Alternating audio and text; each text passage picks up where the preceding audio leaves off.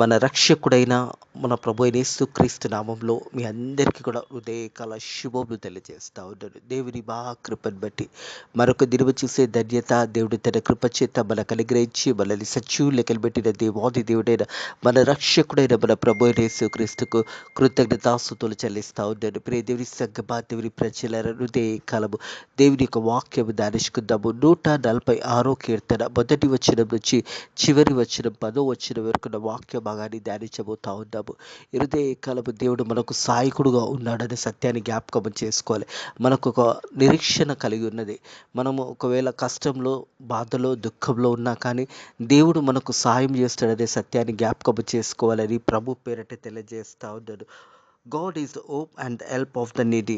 దేవుడే మనకు ఒక హోప్ ఉన్నాడు, అంటే మనకు దేవుడు సహాయం చేస్తాడు. మనుషులను నమ్ముకునే కంటే యెహోవాను ఆశ్రయించటం మేలు, రాజులను నమ్ముకునే కంటే యెహోవాను ఆశ్రయించటం మేలు అనే వాక్యం తెలియజేస్తుంది. కాబట్టి దేవాది దేవుడు మన రక్షకుడైన మన ప్రభు అయిన యేసుక్రీస్తు మనకు సహాయకుడుగా, మన కష్ట సమయంలో దేవుడు మనకు సహాయం చేస్తాడు అనే సత్యాన్ని జ్ఞాపకం చేసుకోవాలని ప్రభు పేరట తెలియజేస్తా ఉన్నాడు.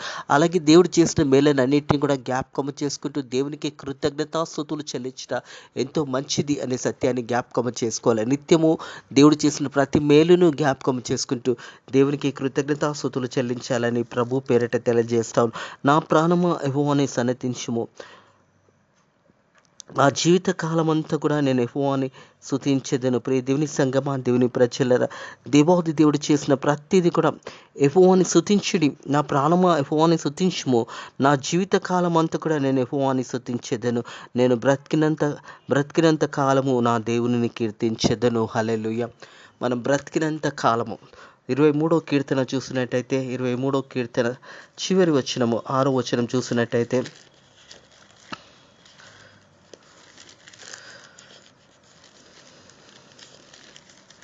23వ కీర్తన 6వ వచనం చూసినట్టయితే, నేను బ్రతుకు దినములన్నీ కూడా కృపావక్షంలో నా వెంట వచ్చును. చిరకాలము నేను యెహోవా మందిరంలో నివాసము చేసేదని. చిరకాలము, బ్రతికినంత కాలము దేవుని మందిరంలో, మరి చిరకాలమును దేవుని మందిరంలో నివసింప చేస్తుందనే మాట జ్ఞాపకం చేయబడుతుంది. ఇక్కడ కూడా చూసినట్టయితే, యెహోవాని స్తుతించుడి, నా ప్రాణమా యెహోవాని స్తుతించు, యెహోవాని స్తుతింపుము, నా జీవిత కాలం అంతా కూడా నేను యెహోవాని స్తుతించెదను. నేను బ్రతుకు కాలం అంతా కూడా నా దేవునిని కీర్తించెదను. మనం బ్రతికినంత కాలము దేవునిని గణపరచాలి. దేవాది దేవుడు మన పట్ల చేసిన మేలనన్నింటినీ జ్ఞాపకం చేసుకుంటూ దేవునిని గణపరిచి దేవాది దేవుని నిత్యము మనం ఆరాధించవలసిన వారుగా ఉన్నామనే సత్యాన్ని జ్ఞాపకం చేసుకోవాలని ప్రభు పేరట తెలియజేస్తూ ఉన్నాడు. అలాగే చూసినట్టయితే 3వ వచనము, రాజుల చేతునైనను నరుల చేతునైనా రక్షణ కలగదని వారిని నమ్ముకొనుడి. వారి ప్రాణము వెడిలిపోవును, వారు మట్టి పాలవుదురు. వారి సంకల్పము నేడు నాశించును. ప్రియ దేవుని సంగమా, దేవుని ప్రజలరా, మనుషుల వల్ల రక్షణ రాదు. మనుషులు, అందుకే 118వ కీర్తన బైబిల్ సెంటర్ వచనం ఏం తెలియజేస్తుందంటే, మనుషులను నమ్ముకున్న కంటే యెహోవాను ఆశ్రయించడం మేలు, రాజులను నమ్ముకున్న కంటే యెహోవాను ఆశ్రయించడం మేలనే వాక్యం తెలియజేస్తుంది. 118వ కీర్తన 8, 9 వచనములు ఈ మాటలు తెలియజేస్తున్నాయి. కాబట్టి మనుషులను నమ్ముకోకూడదు అని దేవుని వాక్యం తెలియజేస్తుంది. నాయకులు కానీ, లేదా గొప్పవారు కానీ, లేదా ధనవంతులు కానీ, ఐశ్వర్యవంతులు కానీ, మరి పరిపాలించే పెద్ద పెద్ద మంత్రులు కానీ, ఎవరి వల్ల కూడా రక్షణ కలగదు. మనుషుల వల్ల రక్షణ కలగదు. రక్షణ అనేది ప్రభు అయిన యేసుక్రీస్తు ద్వారానే రక్షణ కలుగుతుందనే సత్యాన్ని జ్ఞాపకం చేసుకోవాలి. అందుకే యోహాను సువార్త 14:6 తెలియజేస్తాడు, నేనే మార్గం, నేనే సత్యము, నేనే జీవం, నా ద్వారా తప్ప ఎవరు కూడా తండ్రి ఇంటిలో ప్రవేశింపలేడని వాక్యం తెలియజేస్తుంది. కాబట్టి రాజులను నమ్ముకోవడం వల్ల ఏ ప్రయోజనం ఉండదు. అందుకే దేవుని వాక్యం ఏమంటుందంటే, ప్రియ దేవుని సంగమా, దేవుని ప్రజల, రాజుల చేతనైనను నరుల చేతనైనను రక్షణ కలగదు అనే మాట జ్ఞాపకము చేయబడుతుంది. మరి రాజుల చేతనైనా నరుల చేతనైనా రక్షణ కలగదు. అది ఎందుకంటే మనుషులు ఒక సమయంలో వారు కూడా ఈ లోకాన్ని వదిలేసి వెళ్ళిపోవాల్సిందే. ప్రతి వారు కూడా చనిపోవలసిందే. కానీ రక్షణ అనేది దేవుని వల్ల కలుగుతుంది అనే సత్యాన్ని జ్ఞాపకం చేసుకొని నిత్యము దేవుని గణపరిచే బిడ్డలుగా మనం ఉండాలనే సత్యాన్ని జ్ఞాపకం చేసుకోవాలి. రాజుల చేతనైనను నరుల చేతనైనా రక్షణ కలగదు. వారిని నమ్ముకోకండి. మనుషుల వల్ల కొద్దిగా సాయం మనం పొందుకుంటాము, కానీ రక్షణ అనేది మన రక్షకుడైన మన ప్రభు అయిన యేసుక్రీస్తు ద్వారా రక్షణ పొందుకుంటామనే సత్యాన్ని జ్ఞాపకం చేసుకోవాలి. ఎవనికి యాకోబు దేవుడు సహాయకుడో, ఎవడు తన దేవుడైన యెహోవా మీద ఆశ పెట్టుకున్నవాడు ధన్యుడు. దేవుని మీద ఆధారపడిన వారు ధన్యులు అనే మాట జ్ఞాపకము చేయబడుతుంది. ప్రియ దేవుడి సగ్గబా దేవుడి ప్రజలరా, మన రక్షకుడైన మన ప్రభు అయిన యేసుక్రీస్తు మీద మన ఆధారపడినప్పుడు మనము ధన్యురాలము అనే సత్యాన్ని జ్ఞాపకము చేసుకోవాలి. ఎవనికి యాకోబు దేవుడు సాయకుడు, ఎవడు తన దేవుడైన యెహోవా మీద ఆశ పెట్టుకును వాడు ధన్యుడు. ధన్యులు ధన్యురాలు. ప్రియ దేవుడి సగ్గమా దేవుని ప్రజలరా, యెహోవా యందు భయభక్తుల వారు ధన్యులు. యెహోవాను ఆశ్రయించిన వారు ధన్యులు. యెహోవా యందు నమ్మకించేవారు ధన్యులు అనే మాట జ్ఞాపకము చేయబడుతుంది. మనం దేవుని మీద ఆధారపడాలి, మనుషుల మీద ఎప్పుడు కూడా ఆధారపడకూడదు. మనుషులు కొద్ది సమయం మనతో ఉంటారు, కానీ ఎల్లప్పుడూ దేవుడు మనకు తోడై ఉంటాడని సత్యాన్ని జ్ఞాపకం చేసుకోవాలని ప్రభు పేరిట తెలియజేస్తా ఉన్నాను. ఆయన ఆకాశంను భూమిని సముద్రంను దానిలో సర్వము సృజించినవాడు. ప్రియ దేవుని సంగమా దేవుని ప్రజల, ఆకాశంను భూమిని సృజించిన దేవాది దేవుడు, సర్వము ఆయన వల్ల కలిగినదే. దేవుడే సృజించున్నాడు ఈ లోకాన్ని సత్యాన్ని జ్ఞాపకము చేసుకోవాలని ప్రభు పేరిట తెలియజేస్తాం. సమస్తము దేవుని వల్ల కలిగినదనే సత్యాన్ని జ్ఞాపకము చేసుకోవాలి. ప్రియ దేవుని సంగమా దేవుని ప్రజలరా, యేసు ప్రభువే మనకు రక్షకుడు అయి ఉన్నాడనే సత్యాన్ని జ్ఞాపకం చేసుకోవాలి. ఆయన ఆకాశంను భూమిని సముద్రంను దానిలోన సర్వము సృజించున్నాడు. సృష్టికర్త అయిన దేవాది దేవుడు, సృష్టిని నిర్మించిన దేవాది దేవుడు, మన రక్షకుడైన మన ప్రభు అయిన యేసుక్రీస్తే మార్గమై ఉన్నాడనే సత్యాన్ని జ్ఞాపకం చేసుకోవాలి. ఆయన ఎన్నడూ మాట తప్పనివాడు. దేవాది దేవుడు మాట తప్పనివాడు. ప్రియ దేవుని సగ్గమా దేవుని ప్రజల, మనుషులమైన మనము మాట తప్పుతాము. ఎన్నో సందర్భంలో ఎన్నో మాటలు చెప్తాము, కానీ ఆ మాటల మీద నిలబడలేము. కానీ దేవుడు మనకు వాగ్దానం చేసిన దేవాది దేవుడు, మన రక్షకుడైన మన ప్రభు అయిన యేసుక్రీస్తు ఎన్నడూ కూడా మాట తప్పడు అనే సత్యాన్ని జ్ఞాపకము చేసుకోవాలి. నిత్యము దేవాది దేవుడు మనకు సహాయకుడుగా ఉన్నాడనే సత్యాన్ని జ్ఞాపకము చేసుకోవాలని ప్రభు పేరట తెలియజేస్తాను. ప్రియ దేవుని సగ్గమా దేవుని ప్రజల, ఎప్పుడైతే దేవుని మీద ఆధారపడతామో దేవుడు మనకు సహాయకుడుగా ఉంటాడు, మనల్ని విడిపిస్తాడు. కష్టకాలంలో మనం దేవునికి మొరపెట్టినప్పుడు ఆ కష్టకాలంలో దేవుడు మన మొరలు వింటాడనే సత్యాన్ని జ్ఞాపకం చేసుకోవాలని ప్రభు పేరట తెలియజేస్తాను. ఆయన ఎన్నడూ మాట తప్పనివాడు. ఆయన ఎన్నడూ కూడా మాట తప్పనివాడు. బాధపడేవారిని కూడా దేవుడు ఓదార్చడని సత్యాన్ని జ్ఞాపకము చేసుకోవాలి. అలాగే బాధపరచబడిన వారికి ఆయన న్యాయము తీర్చును. ఒకరోజు కాకపోయినా ఒకరోజు ఈరోజు మనుషులు మనల్ని ఎంతగానో అవమానపరచవచ్చు, మనుషులు మనల్ని ఎంతగానో నిందలు మన మీద వేయచ్చు, మనుషులు ఎంతగానో మన మీద చెడ్డబాటలు పలకవచ్చు, మనుషులు మన మీద ఎన్నో అబద్ధ సాక్ష్యాలు పలకవచ్చు. కానీ ఒక దినం వస్తుంది, దేవుడు మన పట్ల నిలబడి న్యాయము తీర్చే దినం వస్తుంది. బాధపడే వారందరికీ కూడా న్యాయము తీరుస్తాడని దేవుని యొక్క వాగ్దానం తెలియజేయబడుతుంది. ఈరోజు నువ్వు బాధలో ఉన్నా, దుఃఖంలో ఉన్నా, కృంగిపోయినా, ఒకవేళ నీ సొంత వారిని నేను అవమానపరిచిన దేవుడే నీకు న్యాయము తీరుస్తాడనే సత్యాన్ని జ్ఞాపకం చేసుకోవాలి. ఒకనాడు తన బిడ్డలను దేవాది దేవుడు ఉన్నత స్థానంలో నిలబడతాడు. ఒకనాడు దేవాది దేవుడు తన బిడ్డలకు న్యాయము తీరుస్తాడు, తప్పకుండా న్యాయం తీరుస్తాడు. తన బిడ్డల పక్షాన ఎవరైనా అబద్ధ మాటలు చెడ్డ మాటలు పలికినప్పుడు మీరు ధన్యురాలు అంటుంది కొండ మీద ప్రసంగంలో యేసు ప్రభు తెలియజేస్తున్న మాటను గమనించినట్టయితే, ప్రియ దేవుడి సగ్గమా దేవుడి ప్రజల, మత్తయి సువార్త 5వ అధ్యాయము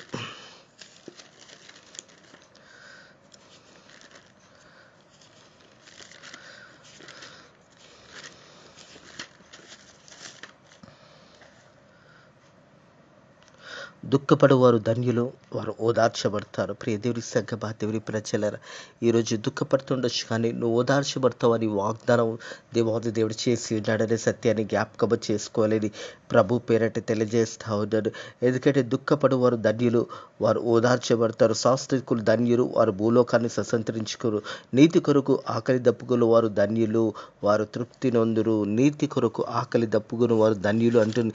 అలాగే చూసినట్టయితే ఈ యొక్క కీర్తనలో 146వ కీర్తనలో చూసినట్టయితే, ప్రియ దేవుని సగ్గమా దేవుని ప్రజల, ఆకలిగొని వారికి ఆహారము దయచేయను. ఆకలి వరకు ఆహారము దయచేయబడుతుంది.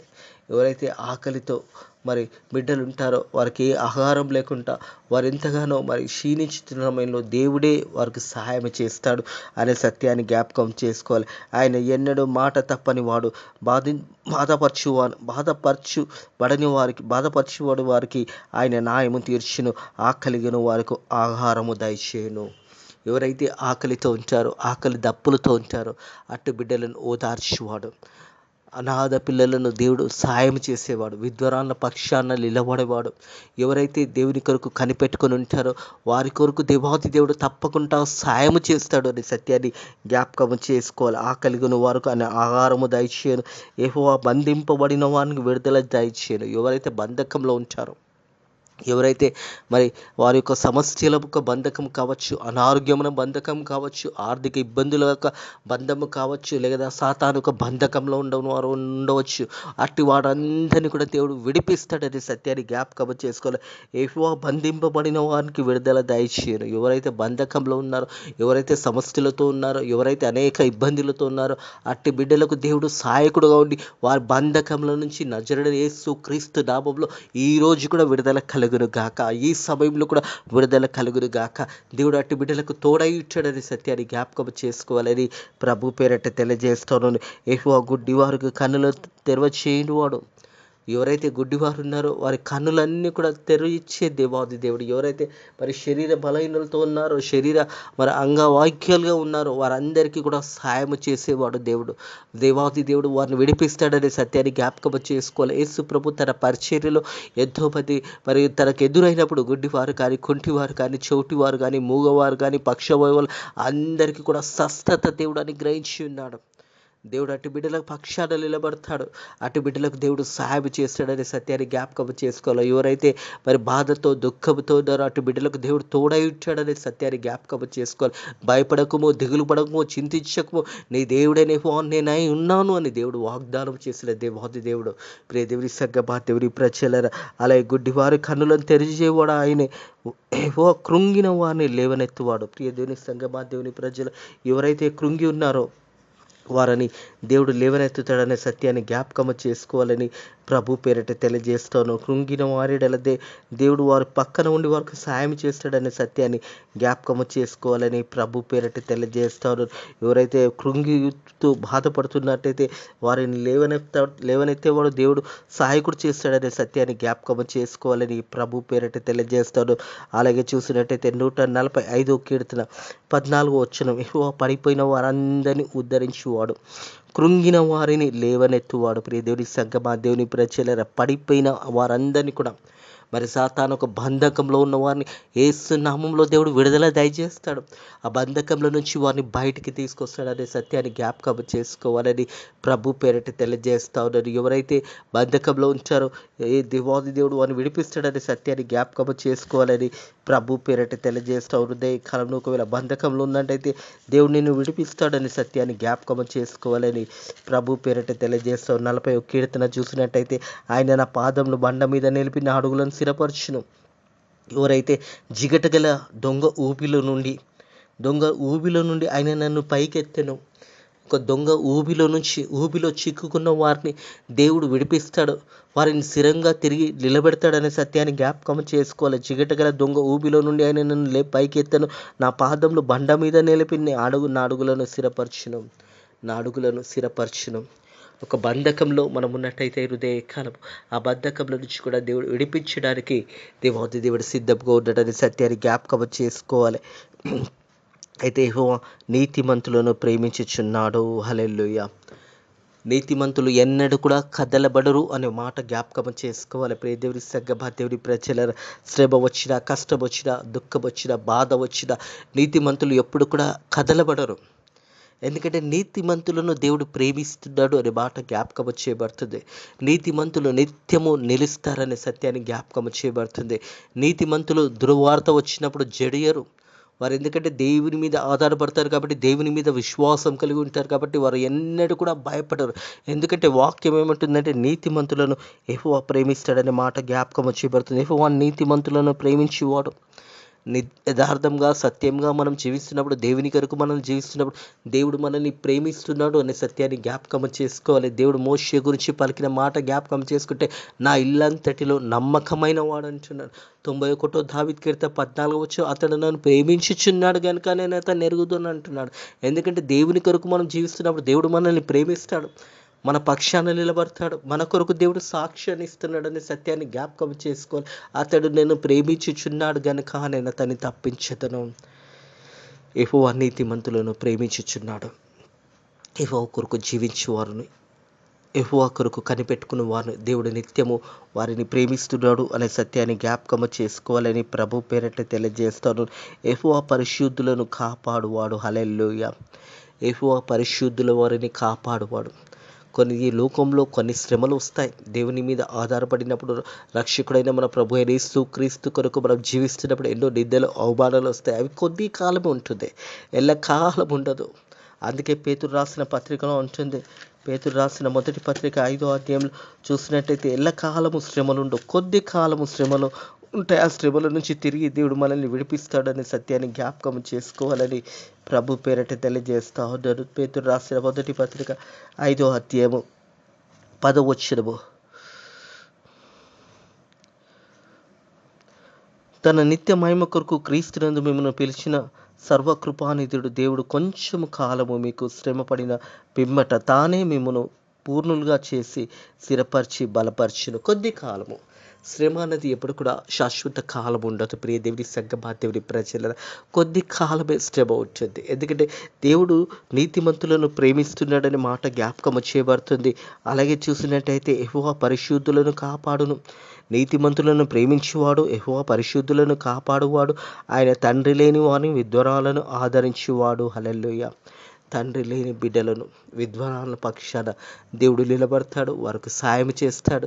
దేవుడు వారి పక్షాన ఎప్పుడు కూడా నిలబడతాడు, విధవరాల పక్షాన నిలబడతాడు. అలాగే అనాథలుగా ఉన్న బిడ్డలకు దేవుడు సాయం చేస్తాడు అనే సత్యాన్ని జ్ఞాపకం చేసుకోవాలి.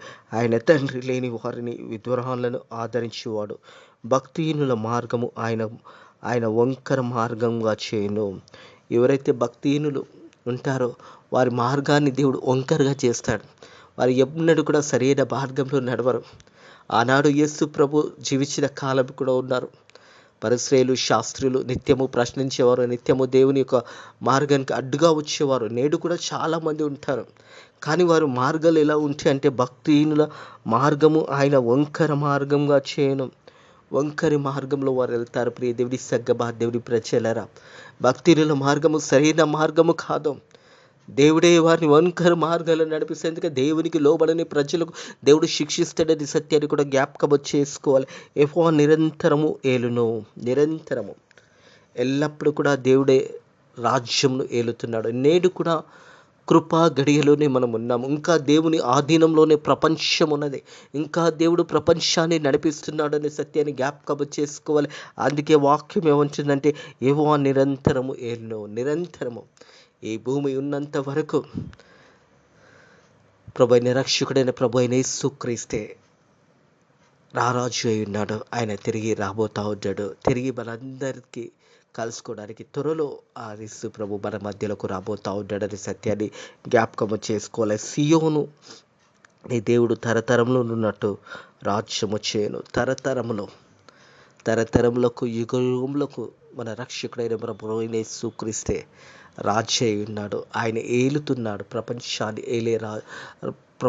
ఏలే రక్షకుడైన మన ప్రభు అయిన యేసుక్రీస్తు సియోను నుంచి నీ దేవుడు తరతరముల నుండి రాజ్యము చేయించున్నాడు. తరతరముల నుంచి భూమి స్థాపించబడి నరులను దేవుడు సృజించినది మొదలుకొని ఇంతవరకు కూడా దేవుడే ఈ దేశాన్ని, ప్రపంచాన్ని కాపాడుతూ ఉంటాడు.